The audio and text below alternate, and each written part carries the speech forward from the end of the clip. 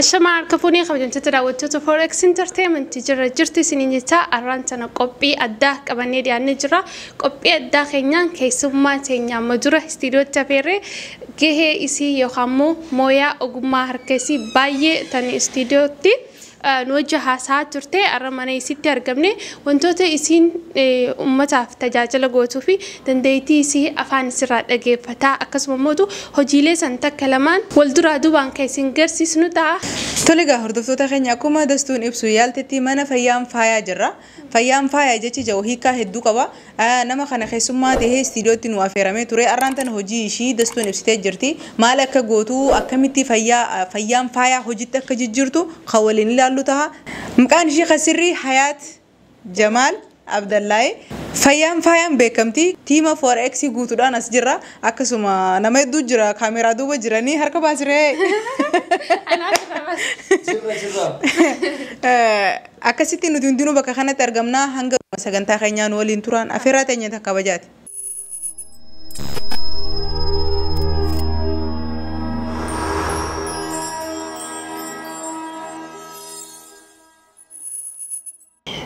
إجا خبجم تتداوت فور إكس رفني حياة برجرة حياة لجر جرتي هنو كيسوم مسني قبدي حياتي وجين قافي في ديبي قوناتي خاني سوجين تروتا أما اللي نورد فادا هيو برد رفني حياة أيوة بقينا قان دفتني أهلا بقينا قان دفتني أكم درا الحمد لله فيادا الحمد لله مي خيسوم اللي ركا قبدا هجي خيخنا الرأي تكلما وان سوجين جنو قبنا أيوة فكينيا فانا متى سنة توسين تاني سربرايز نقول تاني سربرايزي كيسان كان هدو تجمع ده أما أني أروسا كبا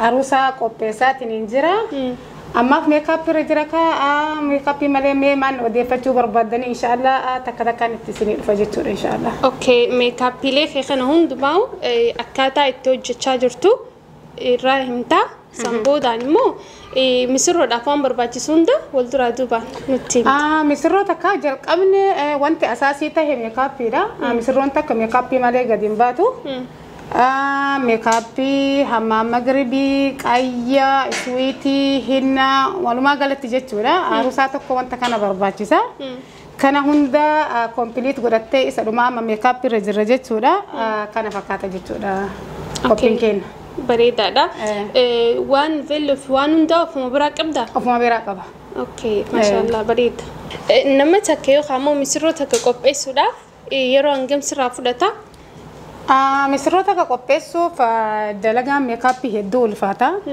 والفاتو سموتو دلقا كانت وانت في الأدي تسيني في الدولة قمتشيس أني دلقا توكو قمتشون يو اتنسيني إذن يو سالب عليتا هي سنقمتشيسو جاتشولا ميكابي أبتي دليدا واني مرتي ميكابي أروسا أكا نما ميكابي كاني تتيمتي يرو إراف داتا أبتي تنين دليدا يوم أبتي كذا لقول لي تات يعني هدونا قمتشيسا بايت قمدا أما إسي أنقمتك كيجي قلتي almost ساعة كوفتنا لكنا فتا ساعة كوفتنا بس ساعة كوفتنا كنا ترى مالك ميكابين أروسا واني هون دنيو أتشلالتي أسلالتي مالك إذن كاميرا وانت تتكون إجينا ما هنا قرفوا لجتولا كان هون داني تشيك قديتني بريت سيتني قباسة جتولا أروسا تك أوكي وان بريت هذا مصرو في نموذج خاني فدد ده شوكاتان دي بيتسا أكاتان دي بيتسا إسال لي أدا أكما قتين إسا والترو ديبالي والترى جتولا قتين إساس كأروساتي في كنت كوميتي غراغرو ما قوا جتولا أوكي بريت وان داري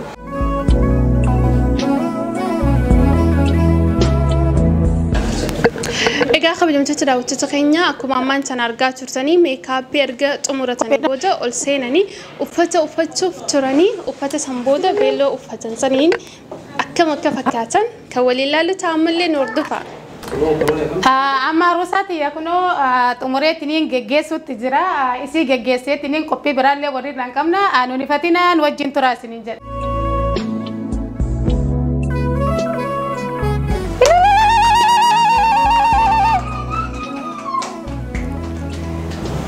Tole gaaree fuuna makkanaan argine nama keenyaa fuutee di khabraa fuutee nuti gabbaastee akkanatti bareennaa isaa idaakisee beelloo uffanne maashaallah baga ittiin si ga'ee beelloonis wanni hundinuma numa kana anumarraa hundaawati asii argatan jechuudha. Inshallah. Uffanni miinzotaa hoo?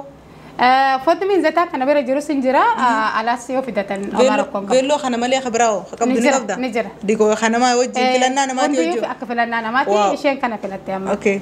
Ati hoo akkam jetta? Makeup ishirraa jaalatte? Baay'ee jaaladhe. Duraan beektaa? Baay'ee bareeda.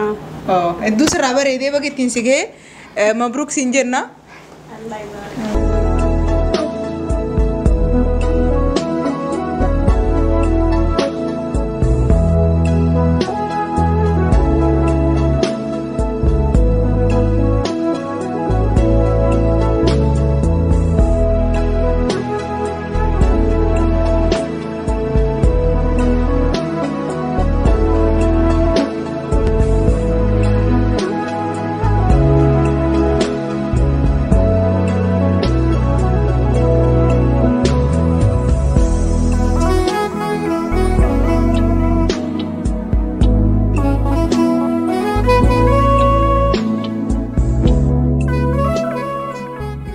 Egaan akkuma beekamu mana fayyaan faayaa jirra mana hayaat jechuudha akkuma kanaan duratti beeksisnee jenne dubartoonni misirroon akkamitti akka meekaappii dibattee akkamitti akka faayamtee mana kana keessaa gadi baatu laallee jirra amma immoo waayilli kan keenya birraani koobaa kan jedhamu jira koobaa jechuun egaa akka aadaattis akka saayinsiittis yaala beekamaadha waan ta'eef akkasumas ammoo sunnaadha jedhamee kan beekamuudha kanaaf birraan kan keenya koobaa kana koobbachuudhaaf jira kunoo meeshaalee qopheessaa jirti hayaat jechuudha egaa hanga xumuraatti akkamitti akka koobamu waliin daawwanna waan ta'eef wajjiniin turaan affeerraa keenya.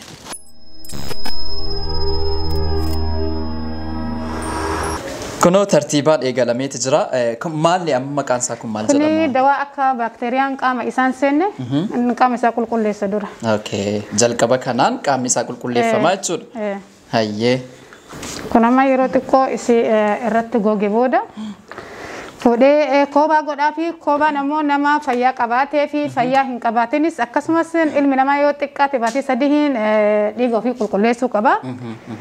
Faayidaa koobaa keessaa akkasuma namni rifeensi bubuqqa'u nama hirribni didee nama nyaanni daakamuu fi didee faayidaan koobaa lakkaa'ameetiniin hin dhumatu akkasumas koobaan sunnaadha. Osoo namni kenna hubannoo hin qabu faayidaa koobaa ka beeku taate silaa namni irraa nafa jechuudha. Garuu namni kenna hubannoo hin qabu. Kanaafuyyuu faayidaawwan hedduu qabaa namni dhukkuba hin qabnes namni dhukkuba qabus kan dhukkuba qabu koobaadhaan yaalamuu danda'a kan dhukkuba hin qabnes immoo akka dhukkubni isa hin qabne qaamni isaa ji'a sadiitti yoo xiqqaate jedhee yoo dhiigni isaa kan jijjiiramu ta'ee fayyaa guutuu qaba jechuudha. Egaa duraa duuba isaatiin jalqabneeti jirra. Waliin tura. Meeshaalee koobaati jechuudha kun. Kun meeshaalee koobaati. Meeshaa koobaan gosa 5tu jira. Inni garuu tokkoffaan kadhiin murameetiin hin bahu kana. Koobaa masaajaatu jira. Koobaa shambaaqoo mukarraa uumameetiin dawaa aadaa keessatti dawaan aadaa gosa hedduu walitti makamee ibidda irratti danfee muka san bishaan san keessa naqanii dawaa san keessa godhamoo muka ho'aa san fuudhanii qaama isaarra kaayan jechuudha. Koobaa gosa hedduutu jira. Garuu koobaan inni filatamaan isa kana fakkeenyaaf qaama namaa kana keessa yeroo jalqabu ani ka nama dhukkubuu fi nama dhukkubnellee iddoo kanan dhiisu jechuudhaani. Pointiin tuni C7 jedhamti. C7 tuni kan dhibee ittisa dhibeeti jechuudha. Walumaa galatti jechuudha.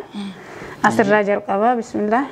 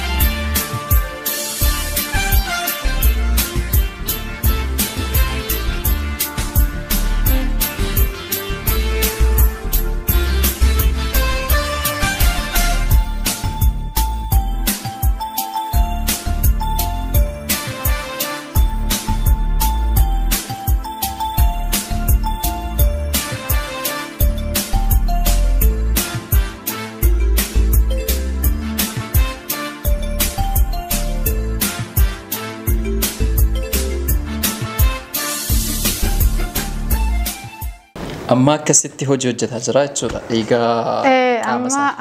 Amma fakkeenyaaf inni qorras qaama keessaa qaba.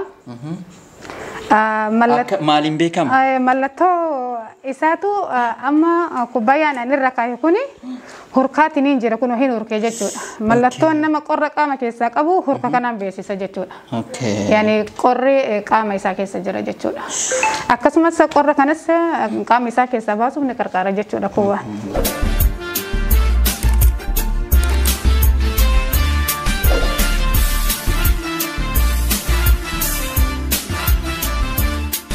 Kun amma dhiigaa xuraawaa jechuudha waan. Dhiiga xuraawaa jechuudha. Dhiigni as keessaa bahu dhiiga fayya qabeessaa miti jechuudha. Inni amma hanga guyyaa tokko lama dadhabbii itti dhagayama. Guyyaa lama sadi boodaan ammoo qaamni isaa baay'ee uf jaalata jechuudha. Ifin yoo waayyoon dhukkubin jechuudha. Nama tokko yoo waayyoon dhukkubin.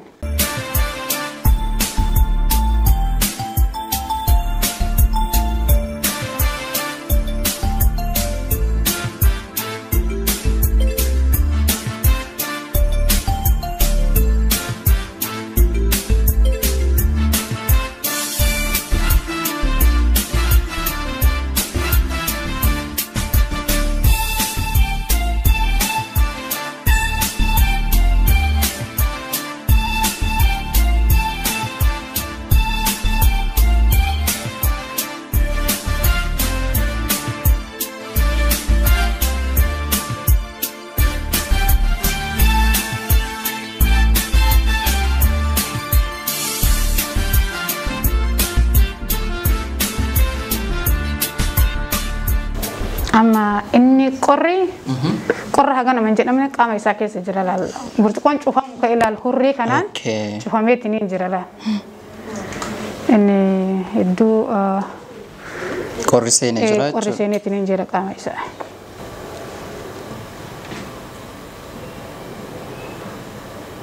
Ana asirratti waa'ee fayyaa kana keessatti wanni dabalata dubbachuu barbaadu jira. Fakkeenyaaf dubartoota ilmoo barbaadantu jira. Fakkeenyaaf garaan ta'uu didee mana yaalaa adda addaa dhaqaniitiin wanta akkasiitu jira. Inshallah namoonni akkasii sun haa dubbisu jedheetiin wanta akkasii sana yoo dabarsitanii nama kennaaf morro waggaa 10 illee waggaa 15 illee haa ta'u jechuudha namni sun inshallah. Nama ilmoo hin qabne jechuudha ilmoo argachuu hin dandeenye yoo rakkoon isirraa akka ta'u ta'e jechuudha sanchee gootee na dubbisanii jira wanta akkasii nama kennaaf dabarsuu barbaada. Hayyee namoonni biyya kana keessatti argamtanu keessatti Kaayiroo keessatti argamtanu namoonni ilmoo argachuudhaaf yaalii yeroo dheeraa gootanii dadhabdanii gama fayyaan faayaa kana hayaatiin dhuftanii dubbisuu dandeessu jechuudha. Karaa lakkoofsa bilbila armaan gadii kanaatiin isii argachuu dandeessu. Dhibeewwan adda addaatiif falaa nu biraa hin dhabdanuu kottaa nu mariisisaa jedhaa jirti jechuudha. Lakkoofsa isii kanaan bilbiluu dandeessu. Namni tokko kophee godhatee fakkeenyaaf inni bor galgala shaaworii fudhachuu danda'a. Malee har'a fudhachuu danda'a jechuudha. Bakka marwaan yookiin takiifni mubaasharatan itti qajeelullee taa'uu hin danda'u.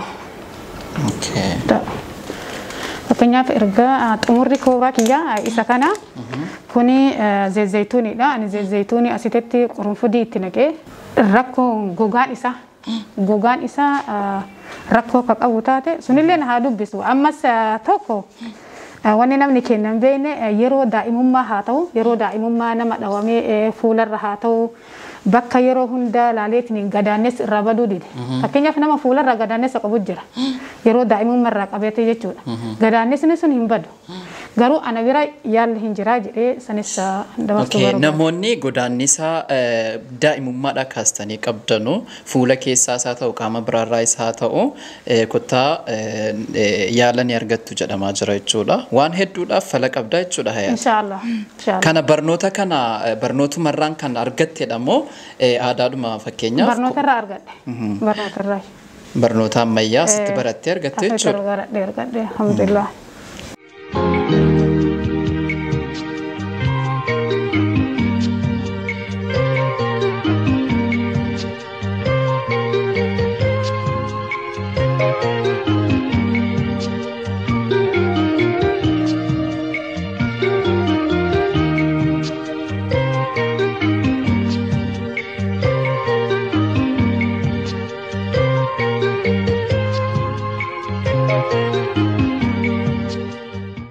Egaa birra mee yaala yeroo koobaan si godhamu hunda laalaa turre daawwattoonni keenyas laalaa turani mee dhukkubbii wayi wanti addaa wayi miira sitti dhagahame wayi qabaa yeroo waan kana godhattu? Ani takkaa godhadheen beeku koobaa namni hedduu rekomendii na godhee ture koobaa kan godhadhu keessattuu saayibna kiyya riphaa yeroo hunda godhata. I think ji'a lama saddeetii na godhata yeroo hedduu dhaqee godhadhu naan jechaa ture. Ani asbira faana dhukkuboonni kun cinqatii dhiyaanii yeroo hedduu ani hedduu yaaddee akkata akkati wanni kun ammoo dawaan isaa koobaadhaa waan jaamuun dhagaa ture. An koobaan sodaadha garuu arra yeroo jalqabaatiif mukkare jireenya kiyya keessattuu an koobaa osoo nuuf beeku godhadheen beeku. Hedduu waan ulfaatu kun ta'e by the way ogaa ishiin Hayat yookaan doktor. Doktor. Wanti narra dhaabdu miira natti dhagahamu ture jira. I think keessaa waan nama harkisuu jira na fakkaata. Gidee akkana dhibee irraa wanti godhuun itti dhagahama. Hedduu tokko bareedaadha qophachuun. Rizaaltii isaa kaboodaa san jechuun fiilingii yeroo ammaa jirutti hanga ammaa argu kanatti waan bareedaadha garuu rizaaltii isaa guutuu waan bullee laallu ta'a. Ammatti ammoo yeroo amma nakata harkisaa jiruuhu waan miira bareedaan dhagahamaa ture. Akka waa ta'eetaa bahu jiru yookaan waa ta'eetaa harkifamu jiru si dhagahama. Hanganumattu hedduu takka itti gammadeetiin jira. Gara biraatiin qulqullinni bakkaa akkaataan ishiin itti waan kana nu goote even meeshaaleen ishiin qabdu waan hospitaala wayii guddaa jiru nama fakkaata. Akkaataan qulqullinni meeshaan ishiitti qabdu bokkee irra ciisee treatmentii mana keessa jiru wanni hundi nama hospitaala guddaa wayii dhaqe. Akkas fakkaata namoonni galata beelfaadhu rizaaltii isaa immoo itti aana namoonni akka kiyyatti takkaa koobaa hin yaalii yoo jiraatan taate dhugumatti hedduu takka darbiyaa kootaati yaalaan ittiin ijaa hayaat bira yookaan fayyaan faaya. Klinika jauh dandeenya. Ya, dhuftanii yaaluu dandeessan dhugumatti hedduu bareedaadha. Akkaataan itti nama keessummeessan akkaataan itti tajaajila yaalaa namaaf kennitu ishii fi namoonni ishii wajjin hojjetan as keessatti jiranii qulqullinni bakkaa hundi caalaa keessattuu dhimma fayyaa namni namatti himaa yookaan waa'ee fayyaa hojjechaa qulqullina eeggachuu dhabuun hedduu ulfaata. Qulqullina bakka kana jiru dhugumatti hedduu bareedaadha.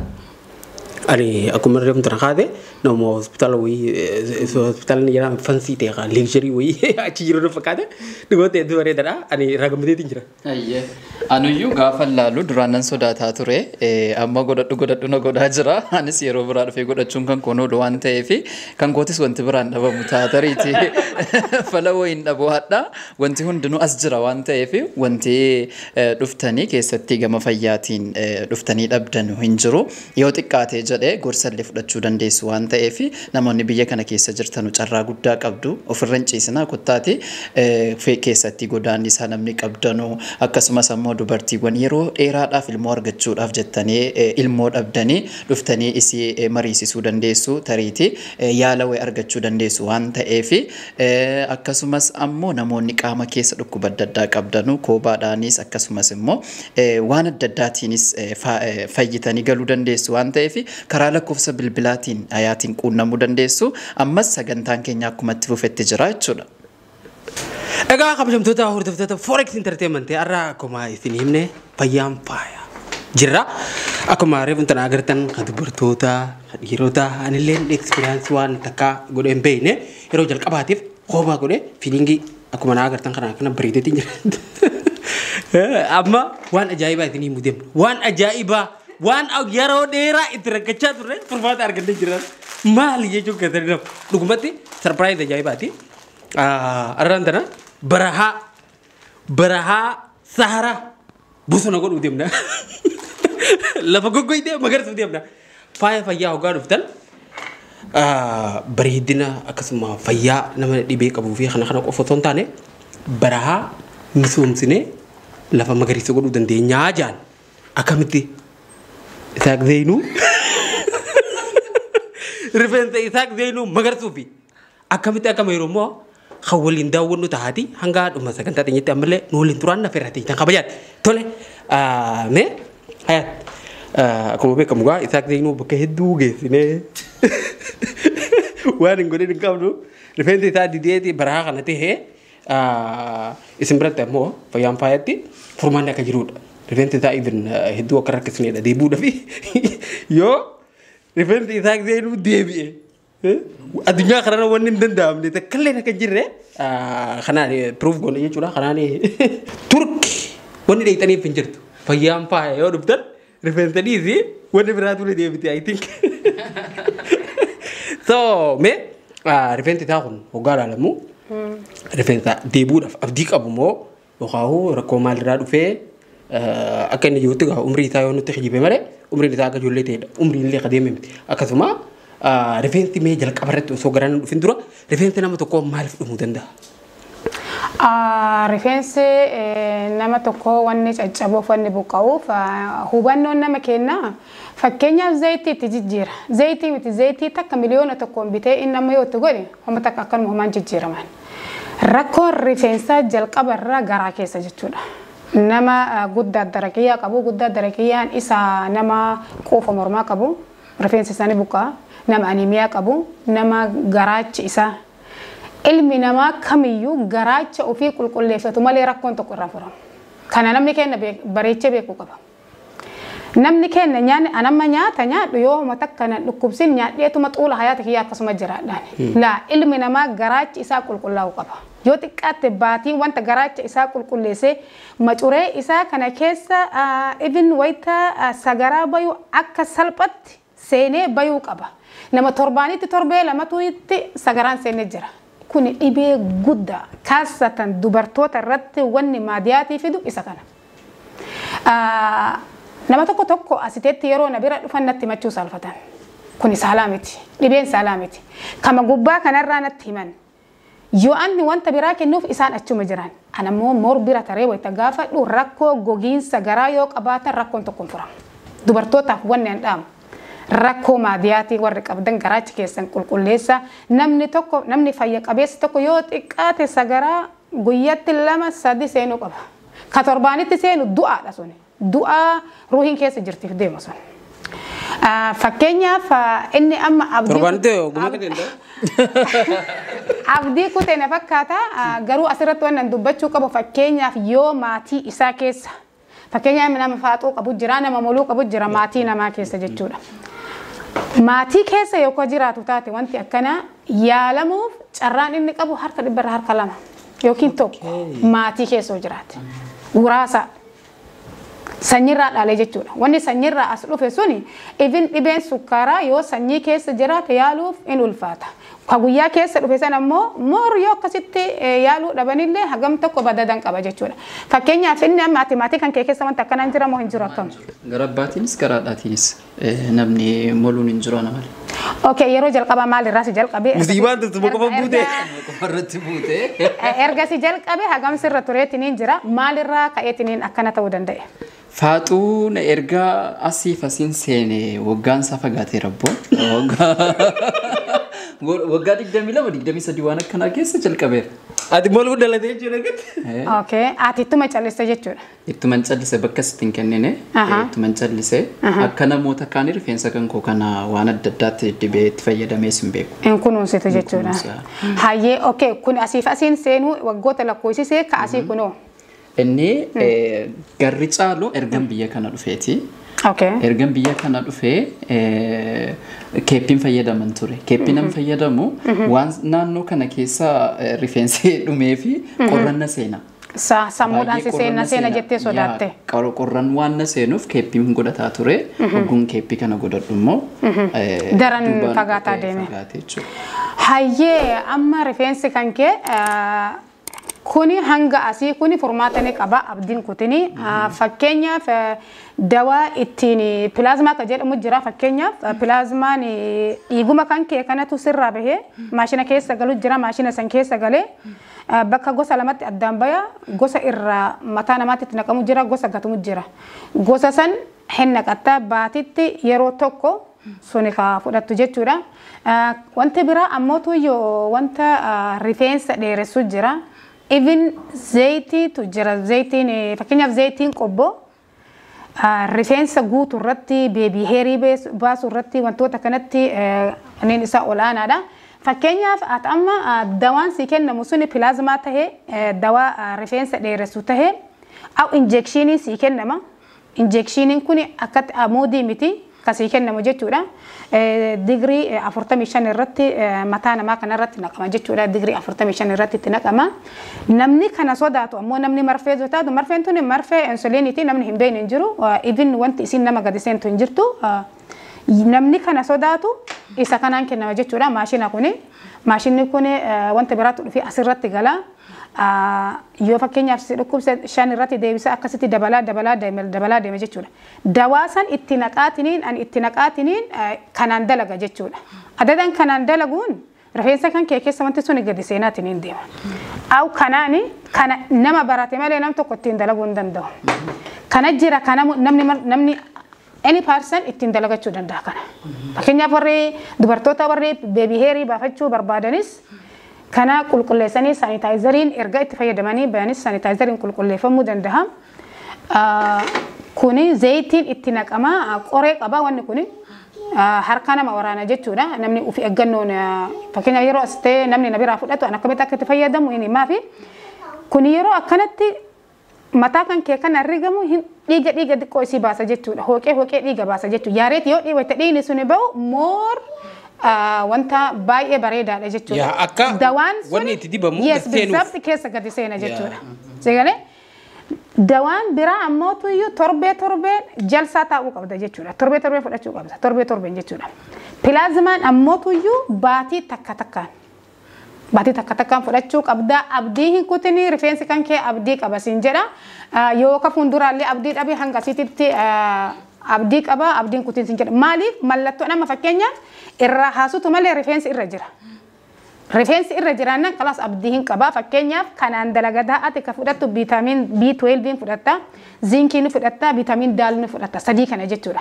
Kanaafi kuni keessaa fi alaan support wal godhaatiin deema jechuudha. Abdiin kutin siin jedha mataan kan kee deebisin jedha. Yaa akkuma agartan kana rifeensi isaa zeenuu yoo abdii qabaate wanni hin taane jirtu gabanumaan abdii muraan isaanillee jaamee jira.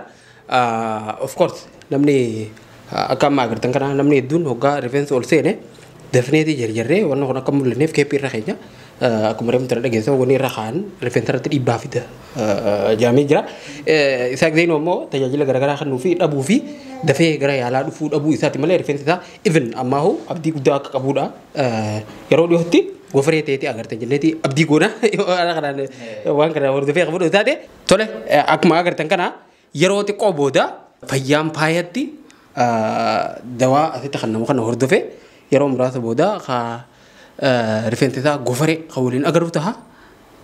Ammallee hanga dhumatti nu waliin tura.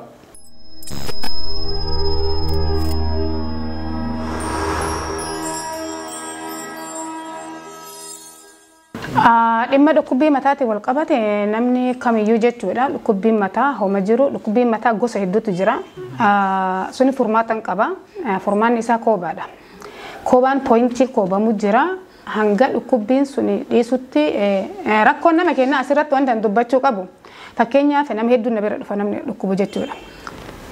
Har'aan dawaa sanii fudhata hin dalagaa fi hin jalqaba torbe yoo deebi jedhuun waggaa doobo deebi'a baatii afur boodan oma tokko bu'aan hin qabu hin dhufinaadhaan namoota akkasiitiin namni tokko wanta san hordofeetiin bakkaan gahu malee oma wanni inni fayyadamu tokko hin jiru.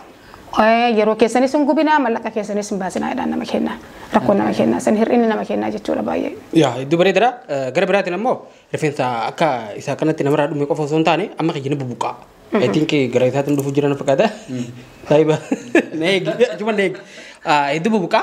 Mee waan kanaaf furmaan ni jira. Namoonni akka xiyyaa kanatti wantoota kanaan rakkachaa jiran. Ani ammoo hoogganni qadhu hedduu tokko achuma dhiiseetiin biraatiin. Even yeroo rafeewu tiraata irratti heddilaan arga. I think muraa'uuf deemu immoo maalirraa kan ka'e rifeensa kana buqqa'uu danda'a? Rifeensi bubuqqa'uu ka jalqabu namni tokko intarasii yoo qabaate aniimiyaa yoo qabaate vitamin D, zinkii fi vitamin B12 tahaliila godhee kanarraa guddaa darakiyyaa fakkeenyaaf quufa mormaa jechuudha.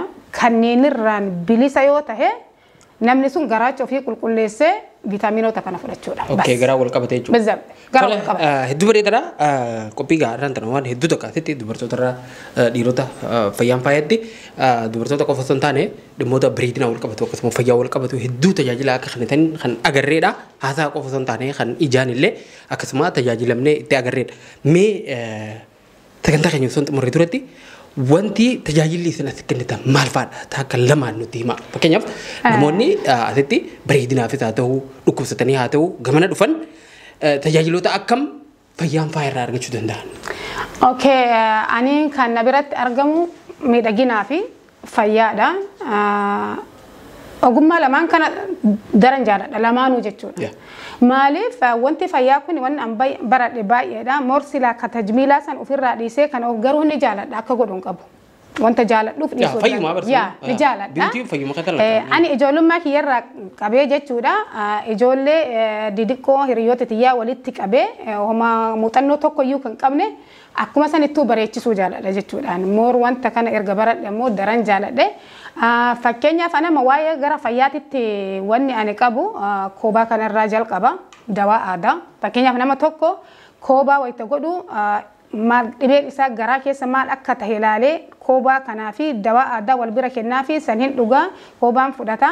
Ammas ammoo summi nahli ka jedhamu jira. Summi nahliin kun ilkeen kinniisa dawatti jijjiiramee dawatti dalagama jechuudha. Fakkeenyaaf amma summi nahlii kana isaafis ni ta'a jechuudha. Summi nahliin kun nu biyyatti yeroo kenniisni nu iddu iyyinee osoo hanga waa'ee wayita kana baradhe biyya jiraadhe jedheeni. Silaa gaagura kenniisaa mataan seenaani. Dhugaasin jedha. Summi nahliin kun bu'aan isaa idin nama luwitti dacha'ee harki dacha'ee deemuu dadhabee paralaayizii ta'ee maal jedhe badada guddaa keessa subhaanallah diriireetiin hin deema jechuudha. Summi nahliin kun jechuudha. Fakkeenyaaf kenniisni tokko nama iddee biyya keenyatti wanni nama kennaadhaamu namoota biyya jiruuf jechuudha. Kenniifni tokko yoo ka isin iddu taate ofirraan buqqisinaa. Hanga inni iddee ilkeessan fixate tiniin bayutti dhiisaa jedhaan namni keenya hin beeknu ofirraa qabnee tiniin harkisna. Maaliif tokkoffaa fakkeenyaaf injekshinii kana ani kamsa 40 digriin kenna nama fakkeenyaaf. Maaliif kamsa 40 irra caalaan amuudii miti tisa'inii miti 90 miti jechuudha. Kamsa 40 zaawiyaan kuni tiisifni kenniifni subhaanallah kamsa 40 digrii nama ciniina yeroo nama ciniina. Uumamaan jechuudha. Uumamaan. Sanii wal qixxeessu fi sanii wal qixxeessu achirraa fudhatame jechuudha summi nahliin kun. Kanaaf fakkeenyaaf namoota biyya jiraniin kenniifni yoo isin idde kenniifni kun yeroo qaama namaa keessa gaseenu ilkeen tuni akkana jirti jechuudha. Akkana jirti. Yeroo achi keessa namni ol harkisu hin caccaba ilkeen kun. Akka sun hin caccabne qaamuma namaatitti seeneetiniin xumureetiniin haa ba'u hin fuudhinaa jedhan. Kenniifni tokko nama iddee ilkeen baate sa'aatii 24 keessatti du'a. Hin jiraatu. Warri gaagura keessa illee haaris na jira gaaguratti hin seensan achi ta'aniitiin dhugan jechuudha. Ani kabaradhee dawaa aadaati koobaadha summi nahlii kana taadiliika masaaja jechuudha. Waa'ee rifeensaa gubbaanis keessaanis jechuudha irranaanis bareechuu keessaanis yaaluu jechuudha. Meekaappiidha wantoota kana jechuudha. Wanni biraa wanti gaafachuu barbaadu amma waa'ee biiwutii yookaan dhimma bareedinaatti wal qabatee namni beeku meekaappii usaniituma fuula dibuu ija tolfatu nyaara tolfatu kana qofa. Fayyaan gaafa wal qabatu kana qofaa miti. Fakkeenyaaf namni tokko waa'ee bareedinaa even amma addunyaa irratti fayyaan yookaan bareedina inni biiwutii yaa'u hanga plastic surgery deemaa qaama jijjiirrachuu maal godhuu bakka irratti fakkeenyaaf funyaan tolchachuu qaama sheeppii bareechachuu minaamin hanga hidhii tolchachuu waan akkas akkasiiti rifeensa dhaabbachuu fi kana hundaa wal qabata. Amma namni caljaanituma bakka tokkotti meekaappii dibatu amma iyyatti nyaara kaatantu jira bakteeriyaa garaagaraa fiduu danda'a hidhitti wanni dibatan maal akka ta'uu danda'u eenyutu maali waan godhatan kana hunda irratti ifeeggannoo barbaachisa. Ifin qaama isaanii namni maasaaji akkam godhatu akkam ta'e qulqulleeffatu rifeensa akkamitti firraa kaasu wantoota kana kanatti mee gorsi ati dubartootaaf kennitu maali? Fakkeenyaaf ani gorsi dubartoota kennu bareedumti akkuma jette kuni ka meekaappiin asii dalagan kuni homaa miti wanta yerooti jechuudha. Fakkeenyaaf waa'ee bareedinaa irratti wal qabatee viitaamin C haa ta'u koleejinii haa ta'u injekshinii kennama fuula namaa irratti jechuudha. Hatta ija jala jechuudha akkitti kennamu jira. Au injekshiniin au kanat dalaga jechuudha fuula namaa irratti illee. Namni kenna hubannoo hin qabu. Injekshinii maal akka ta'e iyyuu hin beeku namni kenna. Kuni maal akka ta'e hin beeku. Hawmaa rakkoo hin qabu. Anuu baradhee beekee hin beeku. Kanaaf ani nama kennaan wanta fakkeenyaaf nama leezarii godhatee jira leezarii ittiin kalaa hinaa jedhaani namni leezarii godhate fuulli isaa gonkumaa bakka duraaniitti ittiin deebi'u. Waxxaruudhaaf moo? Hin deebi'u. Yaa waxxaruuf irra caalaa namni kenna waxxaruufi miti ka godhatu. Bugurii haa ta'uu wanta gugurraacha haa ta'uu kan ofirraa kaasuufi. Sunis hin badu fuullis kalaas wanta xiqqoo isaa yoo tuqe kalaas wanni ibin kireemii yoo dibate ni guba jechuudha. Leezarirraa fagaadha wanta akkanarraa jedhan. Ijoollee meekaappii illee dhaamaa fi ijoollee teennaa jechuudha. Fakkeenyaaf meekaappii karamarratti gatii xixiqqoon gurgurantu jira. Meekaappiin kun dhiiga haywaanota irraa dalagama kararratti shaabiin gurguru kun. Meekaappii waa 3 waa 4 yoo bakkuma biraandii dhaqaniitiin bitatan bira tura jechuudha. Namoota akkasiitiif dhama ani namoota ijoollee teenne jechuudha warra as keessa jiru. Yeroo keessanitti fayyadama gatii gadi aanaa yoo fakkeenyaaf amma nama tokko qarshii 5,000 ka barsiisu taate ruubii saniitiin barsiisa nama kenna. Awwal haajaan nama kenna waa barsiisuun jaaladha uumama kiyyarraa jechuudha. Ijoolleen teenne dubartoonni warroonni mana arabaa jirtan umriin ni dhuma bifti ni dhumti sifti ni dhumti wanni martinuu ni dhuma birrillee ni dhumti. Garuu ogummaan nama sumuna takka yoo kiisin qabaatin an haadha qabeennaati. Ogummaa qabare. Ogummaa waan guddaa. Bizzab. Fakkeenyaaf ijoollee tokko waa baradhaa yoo an jedhu mana ambaa dalan mana ambaa dalageetti ni baradheen waggaa 7 mana ambaa dalagee halkan baradha garuuyyuu an dadhabuun dhabne ni dadhaba'ani garuu fuuldura kiyya ilaale malee dadhabbii kiyya san ilaale dadhabbii yeroo ani dubartoota kaasatan dubartoonni miidhamtuudha. Imimmaan dubartii kan namni argee irraa haqu kana caalaa akka isin keessatti gadi boottutu caala. Baay'ee. Ijoollee teennaan ufin dagatinaadhaan warra biyya kana keessa jiru dalaydanii illee agartanii dalagaa hin dhiisan dalagatan malee hin jiraatanii addaan qoodaa jedhaan. Ibin dalagaa deddeebii ta'e irraa galan dalagatanii halkan baruusi ka jiru biyya kanatti halkan baradhaa jedhanii namoota kennaaf irra caalaa moor isin dabarsaafis. Hedduu bareedaadha. Inni biraa ammoo namni meekaappii yeroo godhatan amma gaafa namni dhimmi akka aruuzaa cidhaa yookaan dhimmi garaagaraa bakki itti deeman tokko yeroo jiru bakka san meekaappii godhatanii deeman. Namoonni hedduun gaafa achirraa deebi'an yeroo hedduu waan hin godhanneef jecha meekaappii isuma dibatan kana jechuudha. Meekaappii jechuun waan hedduu of keessaa qaba. Isuma fuula kanatti fuula kana qofa dibattu kana ijoolleen teenya gaafa bakka san dhaqanii achirraa deebi'an infekshinii waan adda addaa ta'ee waan adda addaa fuula faccee fuulli gubuu. Hin baduuyyuu booda. Akkas godhuutu jira. Wanni kun maalirraa madda akka nama ogummaa kana qabu tokko. Tokkoffaa meekaappiin kwaalitii miti. Isa kaan ammootuyyuu wanta meekaappii jalaan dibamutu jira. Yeroo gadi bayan akka aduun wayita argatte fuula san hin miine jechuudha. Wantoota san ordarii isaa eeggatanii fuula jalaan yoo dibataniitiniin meekaappii marka bareeda yoo dibatan simmiitu aduun. Fuulli kan kee miidhamu. Garuu fuula gogaa kanarratti ijoolleen teenne fuuluma homaa bishaanumaan dhiqatanii deemanii kan ofitti laaqanii gadi bayanii aduun hin argatti kalaas. Dhumate fuula san yaalanii deebisuun waggoota dheeraatti fudhata. Meekaappiin kun fuula ta'uu fi kan fuula akkasiitti dalagame kan fuula fakkeenyaaf ooyilii iskiintu jira diraay iskiintu jira wantoota akkanaati hundinuu addaan qaba. Waan kana godhachuudhaaf namni cal jeetuma godhachuu osoo hin taane even yoo xiqqaate istiraakchara isaatii fi waan barreeffamatu irra jira aslan barreeffamatu irra jira fakkeenyaaf ka ooyilii iskiinii diraay iskiinii hin ta'u namoonni akkasitti hin beekne illee ani bakka kanatti akkuma irra deebi'eetiniin siin jedha.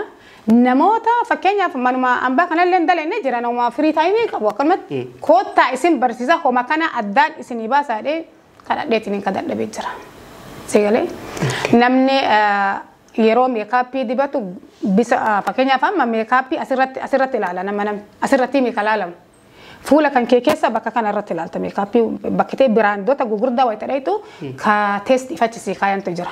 Iddoo kanarratti ilaalta fuula kan keetii bakka kanarratti yoo ilaalte hin ta'u illa bakka kanarratti malee. Achi dheettee akkasitti ilaaltee ka ooyilii iskiinii warra ooyilii iskiinii akkasitti ka diraa iskiinii akkasitti jechuudha. Even kireemiin jalaan dibamullee warra ooyilii iskiiniitii fi warra diraa iskiinii illee adduma jira jechuudha.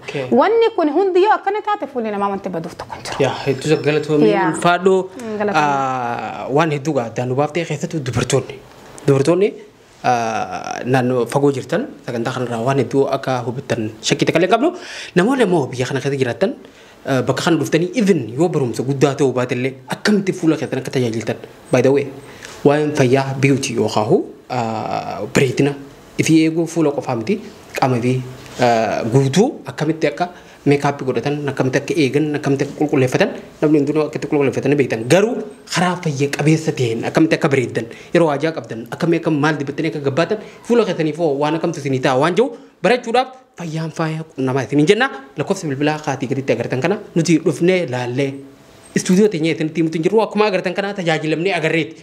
Tajaajila hedduus asirraa arganne qulqullina isaanii akkaataa isaan itti nama keessummeessan tajaajiloota isaanii hangam qulqullina akka qabuu fi tajaajiloota maal akka kennan akka nuti agarre kanatti kottaa laalaa isin jenna.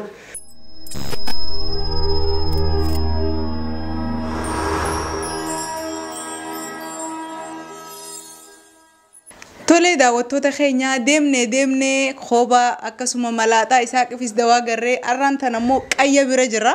Ani yeroo jalqabaatiif qayya kanin akkatti qaaman arge bakka adda addaatti hawaaya isaa beeku irraa itti buchuuf hayaalu malee akkanatti hin argine faayidaa isaa akkasuma ammoo waan ishiin fayyadamtu biyya baqaa keessattuu kaayiroo tana keessatti ogummaa akkanaa qabaachuuf ani hedduun dinqisiifadha.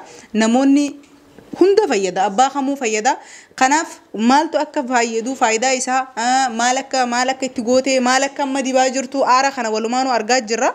Faayidaa isaa abbichuma godhaa jirurraa yoo barree hiwayyuu isittiin isin dabarsaan waliin tura. Egaa faayidaan qayyaa lakkaa'ameetiin hin dhumu nama fayyaa qabus kan fayyaa hin qabnes jechuudha. Faayidaan qayyaa nama dugdi dhukkubuu nama miilli dhukkubuu nama infekshinii gubbaa infekshinii keessaa qabuufis akkasumas fayyada akkasumas aroosota jechuudha aroosota dirqama jechuudha. Gizee hedduu dubartoonni hin dahin waan kanaan fayyadamanii jaaniiti. Suni garaagarummaan inni qabu fakkeenyaaf biyyatti dubartiin takka yoo heerumiin qayyaa hin godhattu ka jedhamu suni. Fakkeenyaaf asitti ammootuyyuu biyyatteennatti dalagaa humnaan dalaynu asitti dalagaa humna kennaa olii dalaydii dubartiin dugda dhukkubaa miila dhukkubaa kuni dawaadha jechuudha. Fayyaaf as dhufa malee namni yookiin bareedinaaf moo bareedinaaf as hin dhufu dubartoota heerumtee abbaa manaa qabduuf ammoo dirqama. Maal fa'a itti goote amma haaraa jiru kun maal jedhamee yaamama? Fakkeenyaaf ani muka gosa lama fayyadama. Muka shaaf jedhamu muka xalah jedhamu fayyadama. Baddeessaanis akkasumas keessa jira.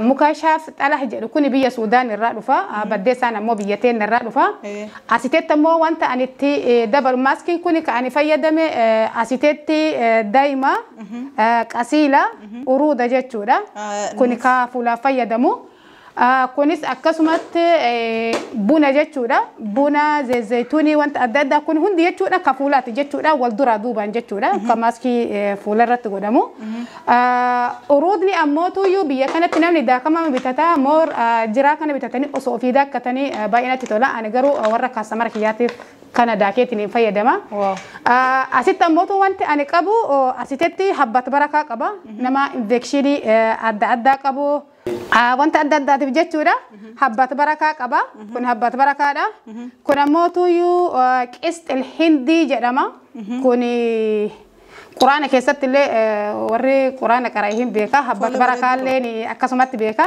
asitetti ammoo kun akka ani naannoo ani itti dhaladheetti qumbii jedhama qumbii jedhama arabiffaan ammoo murri jedhama murriin kun kana qofaa fi miti anam murrii kana wannan fayyadamuuf infekshinii fi namoota infekshinii qabuuf jechuudha infekshinii fuularraa tahee ka addaa tahee ibin maadiyaatiif jechuudha saamunaan murrii kanarraa dalagame isaa fi ixaanarraa ka dalagamu saamunaan kana booda hin jiru kun jechuudha even ani akka toonarii ittiin fuula qulqulleessanitti warra kastamara kiyyaatiif illee itti fayyadama ergaa namni tokko akkanatti qaamni isaa takkaa o'ee boodarraan wantoota kana itti naqa jechuudha faayidaan qayyaa lakkaa'amee hin dhumu keessattuu dubartoonni abbaa manaa qabdanii abbaa manaatii fi haadha manaa jidduutti alaaqaa cimsuuf illee hedduu gaariidha isiniin jedha dhufaan nu ziyaaraa isiniin jenna. Yaamamtanii jirtan affeeramtanii waa akka gaariitti ibsite nuti dila kana hundaa hin beeknu warra kiyyaa hin beekne waa hedduu baran jeeti yaala fifis ni mokora rakkoon qabu gaafan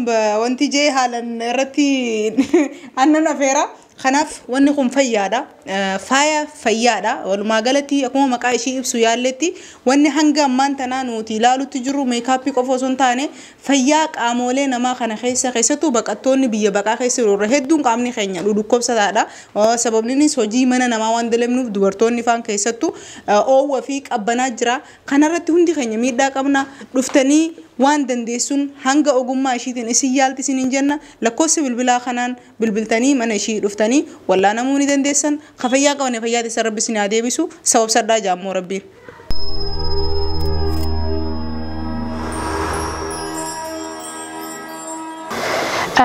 Hayyee amma hordoftoonni keenya kun amma qayya geessineetiin jirra iskiraap godhutti jirra. Wanta hundayyuu nu biratti argattanii haloo jechuu hin dagatinaa isiniin jenna. Qayya boodaan aruusaan takka taate aruusaa taate namuma kamiyyuu tahee iskiraappiin akkanatti godhama jechuudha. Maashaallah tabaarakallaa iskiraappii adda addaa iskiraappii kiyaaraa iskiraappii bunaa iskiraappii fahamaa yookiin kasalarra dalagamu jira. Qaamni dudu'aan wanni tokko qaama namaarratti hin hafu jildiin namaa baay'ee bareedaa yeroo namni asii ka'e dalagaan keenya kana fakkaatti qaamaan dhufaatii laalaa isiniin jenna wanta ijaan arganirra qaamaan dhufanii yeroo argatan waan hundaa irra hubatan isiniin jenna qayya boodaan wanta akkanaa qabnaa koottaa nu ziyaaraa haloo jechuun dagatinaa isiniin jenna. Qaama guututti godhamaa amma qaama namaa mul'isuu hin dandeenyu isin hundinuu hin beeytanii iskiraappiin kun qaama hundaaf godhama jechuudha amma haa agartanii warri beekuun beeytanii warri kaastamar kiyya almost ni beeytan jedha warri na bira dhuftanii hin argin illee dalagaan kenna kana isiniin jedha. Maashinni kun ammootuyyuu wanni inni na qarqaaru bishaan ho'aa of keessaa qaba. Bishaan ho'aan qaama namarratti yeroo akkanatti ni naafuufu haala salphaan wanti garagara qaama namarraa akka ka'uuf haala salphaa na qarqaara jechuudha bishaan ho'aan kuni akkasumas gara fuulaatitti yeroo deebine ammootu yoo bishaan qorraa fi ho'aa qaba inni jalqaba bishaan ho'aa fayyadamee booda ammootu bishaan qorraa fayyadama bishaan qorraa boodanillee wanta biraa wanta fayyadamu qaba jira. Maaliif asumaaniyyuu wanni beekuu qabdan tokko osoo bishaan ho'aan qaama dhiqachuu dhabdanii irra filatamaadha isiniin jedha. Bishaan ho'aan cooma namaa fiixee qaama keessaa booda namni tokko akka qorra tokkoyyuu hin dandamanne godha jechuudha bishaan ho'aan. Haga dandeettanitti bishaan baay'ee ho'aa ta'e akka fuula hin dhiqanne qaamallee jechuudha fuula ammootu yoo bishaan ho'aan illee ka dhiqattan taate dhumarra bishaan qorraan fuula keessan dhiqadhaa isiniin jedha inshaallah waan isin dhibee na gaafadhaa komantii na barreessaa isiniin jedha. Aadaa bareeda qabna injiru kakeena gitu sina bareeda qabna injiru kakeena gitu meeshaa faaya oromoo kumbileen bitu. Aadaa bareeda qabna injiru kakeena gitu sina bareeda qabna injiru kakeena gitu meeshaa. Hayyee kabajamtoota daawwattoota Forex Entertainment qophii keenya dheeraa hanga ammatti ilaalaa turtan kana ammallee wantoota meeshaa faaya aadaatiin qophaa'e kana keessa waan ajaa'ibaatti jira wanti kun immoo maalii wal qabataa kajoo san gaafanna ammas turtiin wajjin taasisa. Hayyuu maaltu as keessa jira? Asitti nyaata aadaa qabna. Nyaanni aadaa kun namni hundinuu ni beeka. Isa dubartiin takka yeroo qayyattee qayyarraa kaatu akka aadaa Oromootitti marqa nyaatti. Aruusaa qaba isiniin jedhee ture itti qayyee geessee waan hundayyuu geesse isa kana marqa jechuudha kuni. Maaliif qayyatee shaaworii seenee iskiraappii keessaa bahee yeroo jedhu baay'ee dadhabaan ni beela'a. Yeroo beela'u san wanta garaa isaa qabbaneessu nyaachuu qaba malee ayya kalaamii nyaatu jechuudha hin ta'u. Kuni marqa jedhama asitetti marqee dhadhaanii barbareeni akkanatti qophaa'eetiniin namni qayyate baay'ee kunuunfama habasawee. Kun akkasi asitetti ammootuyyuu nyaata aadaatu jira. Nyaanni aadaa kun akka naannoo ani itti dhaladheetitti shakaka jedhama. Wanti inni irraa dalagamu biyya teenyatti hayisa irraa dalagama. Midhaan hayisaa jedhamu jira. Isa kana jechuudha. Shakaka jedhama jechuudha kuni. Asitetti ammootu akkasumas jechuudha dubartiin takka erga qayyattee qayyarraa kaate aanan dhuguu qabdi aanan ammootu ni itichama jechuudha. Akkasumaan supermarketaa gurreetii miti kanama obaafnu jechuudha. kana fakkaata kunoo aanan kennallee akkanatti ibiteetiniin kana fakkaata walumaan afaan hin qabneetiniin ka agarru jechuudha. Mee namni isin keessaa dhufeetiniin aanan kana afaaniin nu qabu akka manguddootitti geessu bakka bu'eetiniin namni aanan kana afaaniin nu qabu isaa bakka manguddoo bu'eetiniin namni aanan kana akka mijuutitti jechuudha manguddoo afaaniin qabsiisanii hedduu galatoomi jennaan Isaaqiini maashaallah tabaarakallah aadaan hin jirra. Bakka isuun fixin jira. Isaaq aadaa qajeelatti beekaa jechuudha. Manguddoon takka yeroo sadii unti jechuudha. Akka mijuun yeroo sadii unama. Isaaq maashaallah asitetti itti aaneetiniin kan dhiyaatu birra.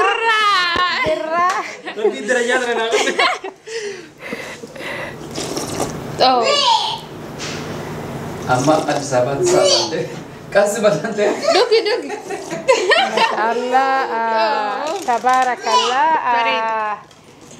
Kana fakkaata amma waliin gatteenneetiniin mijuu kana furreetiniin waliin nyaanne dhuyina isiniin jenna caaltu as dhiyaadhu caaltu Dugi. biyyarraa dhufee aanan kaasiitii miti. Wow. Aannan illee ka Itoophiyaati. Asiteetti ka Kami jirti khota asumatti hin deemin. akkasumas hiriyaan kiyya cinaa dhaabatti isiis mijuu afaan hin qabuu qabdi.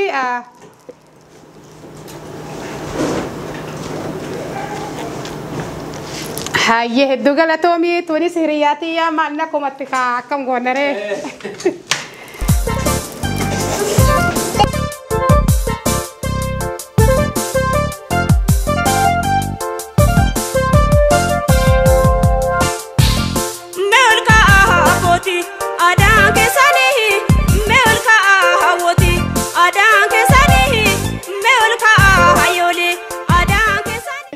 Waan kana amma waan kun hundi dubartoota ulataniif jechuudha. Akkuma naannoo Oromiyaa hundatti bifa kanaan qophaa'u.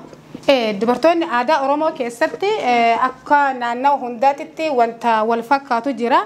Dubartiin qayyatte bakka kamittuyyuu marqa nyaattee jechuudha. Maaliif fayyadanii? Humna jajjabeessa jechuudha. Namni tokko ibiddarra kaayee shaaworii seenee wayita bahu humna dhaba. Humna san ijaaree bakka bu'ee ijaara jechuudha. Bareedaadha. Ammallee birraa fi isuun dhufanii marqa kana afaaniin waa qabanii obbo isaa. Wanni kun maal jedhama maqaan isaa? Kuni gaafa horiirraa dalagama. Gaafa horiirraa dalagamee kun ammoo miidhagina isaaf dalagameetiniin itti diramu. Kan Oromoon akka aadaatti fayyadamu. Akka aadaatitti itti fayyadamu kana. Maqaan isaa maal? Buudaa jedhama. Buudaa? Buudaa jedhama. Yeroo durii dhuguma ana tuutamne haala gaarii dibna aadaa kennallee.